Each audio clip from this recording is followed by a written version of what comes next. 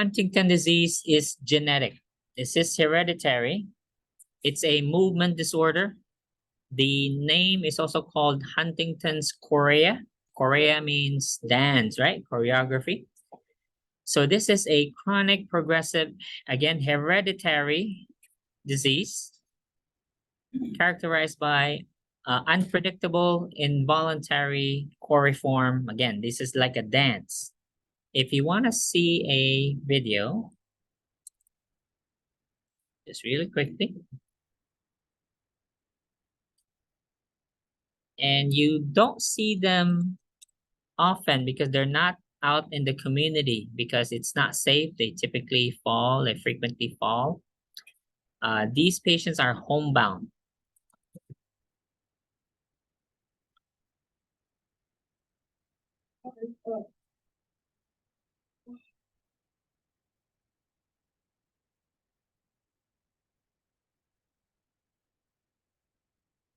Okay, here it is.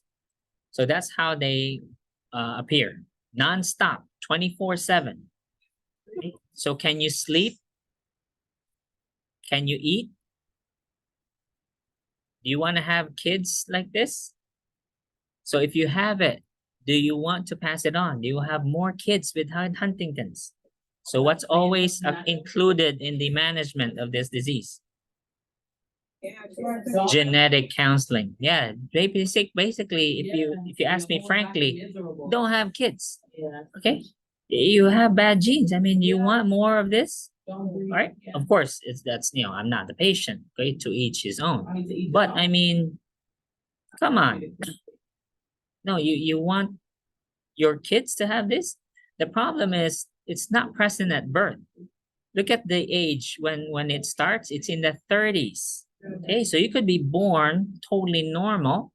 Let's say in your 30s, you already have a wife, kids, you have a good job, and then you develop this. Okay, and then you have no history. Oh, I didn't know my dad had this, my grandfather had it. I didn't know. Okay, and then now you have it. So now you know, what are you gonna do? Okay, yeah, so too late, you already have kids. Okay, and then that kid could develop it one day. If not, that kid could be that kid's children, right? So that's the so here the peak is people of childbearing age. So they have typically they either have no history, they have no idea what their genetic history is, no knowledge about who had it, or maybe estranged, family members, or let's say orphans who were, abandoned, and then no idea about their history. So this is typically the story. So it's a serious muscle movement disorder. So there's no control over the movement at all. I mean, how do they eat? Can you chew safely and swallow?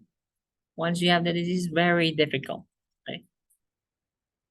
I already showed you a sample of the video. So these are the characteristics. Is chorea, which is again the movement is never the same though. It never repeats itself.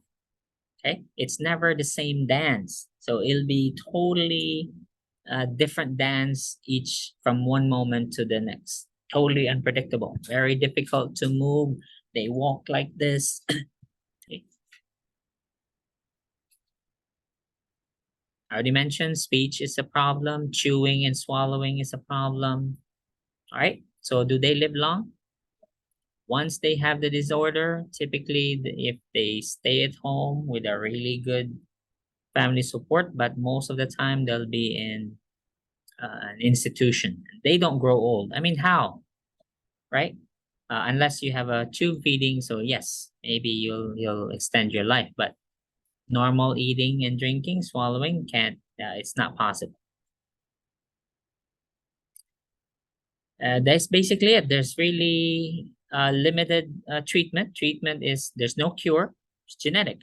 So you just control the manifestation. So similar drugs, we go straight to the medical management. Same medications used in dopamine and myasthenia gravis, just to help control the movements and the the dyskinesias. So same here. We can add Valium, okay, to control, to help minimize the chorea.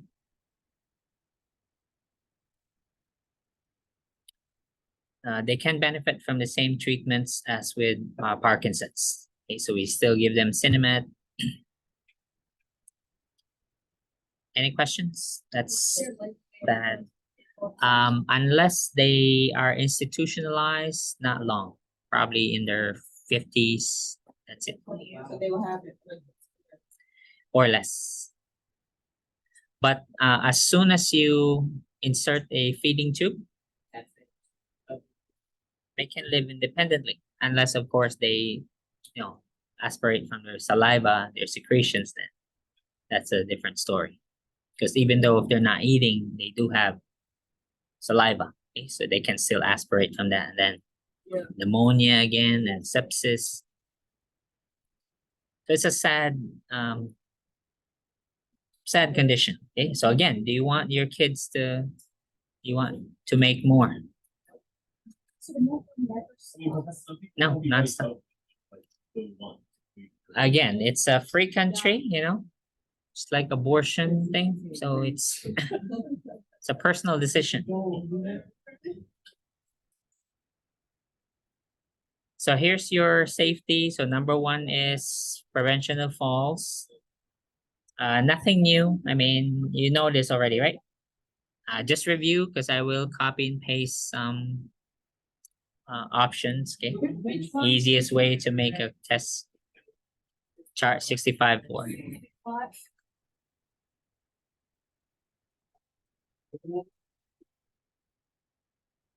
Can you also add like a helmet?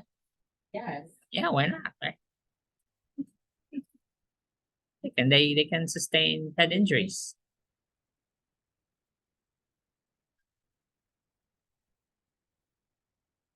So it's a long chart all about safety. Okay. If they are still given a diet, so this will be how to safely feed them. Take note of the consistency.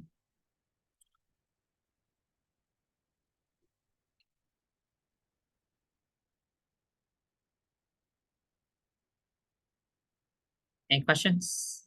Okay. Okay, last sad disorder, ALS. Were you around for the ice bucket challenge? Yes. Okay, all right. So you remember the trend, but do you know what the trend was for? Yes. Okay, it was for ALS. So what is this? I only saw, well, I never really worked in long-term care.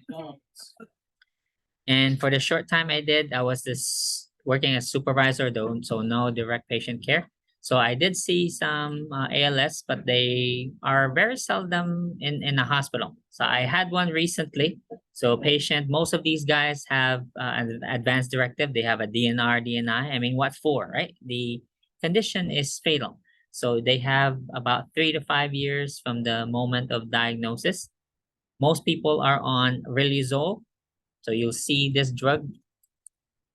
This drug is always prescribed for these patients. It's not a cure, but it will prolong their life. Not really prolong, more like delay mechanical ventilation. Let's put it that way. Okay, so that they don't have to be intubated soon, so they can still live, spend more time with the family. But for those who unfortunately have been either abandoned or estranged from their family for whatever reason, and they're in a facility, I mean, what's the use of taking Riluzole, right? I mean, what for? So most people, again, with ALS have advanced directives because at the moment of diagnosis, they're already told the prognosis. You're going to die. There's no cure. So it's mostly symptomatic. Again, time is precious for these patients. So consider that with when it comes to family dynamics, for instance, they will progress from crutches to now a wheelchair, or maybe some people will hit a brace period. They'll have leg braces, but typically patients go from crutches to then a wheelchair, and then they're bed bound, and then mechanically ventilated. So some patients will have a DNR. So that means no intubation. So they'll forego the tracheostomy periods, to hell with it. All right. And then let me just die with dignity, okay, in peace. So that's the progression of the disease. So all you can do, again, it varies. Mostly younger people would like to have, because especially they have young kids, they want to see their kids as far as long as possible. So they're the ones that take the riluzole. The bad thing about riluzole is it's very harmful to the liver. So if they get pneumonia, because they do, okay, they get aspiration, not just, even if they're not eating anymore, they have a feeding tube, they still aspirate from secretions. And then so they're limited. So when they're hospitalized and then we treat them for sepsis, we're limited with the dose and options for antibiotics, because this is harmful to the liver. So the liver enzymes will be high because of the drug. Other treatments would be purely symptomatic. So they have the spasms, okay, because of the muscle weakness and paralysis. So they'll be kept on baclofen. So they have the spasticity, which they'll complain about. Their hands may be immobile, but they'll curl, but they'll complain of spasm. They'll ask you, okay, can you uncurl my hands? Things like that. Can you straighten my feet? So totally dependent. And then if imagine if your family has to do that, right? So is it a good thing to have? So we don't know what causes it. No prevention. It's sad to even talk about it, right? Yeah. So just make sure you support the patients, keep them comfortable. When they get to you, they're already usually in the later stage, okay? But if they're doing okay, they're at home. Then once they get hospitalized, it's usually for sepsis, for pneumonia, aspiration pneumonia, sepsis, or maybe pressure ulcers. If they're not getting enough care at home, they're just left to lay in bed, no turning, then yeah, that could be other issues you'll find them in. Or those who have no advance directive, then we're forced to do everything. Okay, keep them in the ICU for however long until somebody is appointed to decide what are we doing here. Okay, what is all of these for? Any questions? Okay.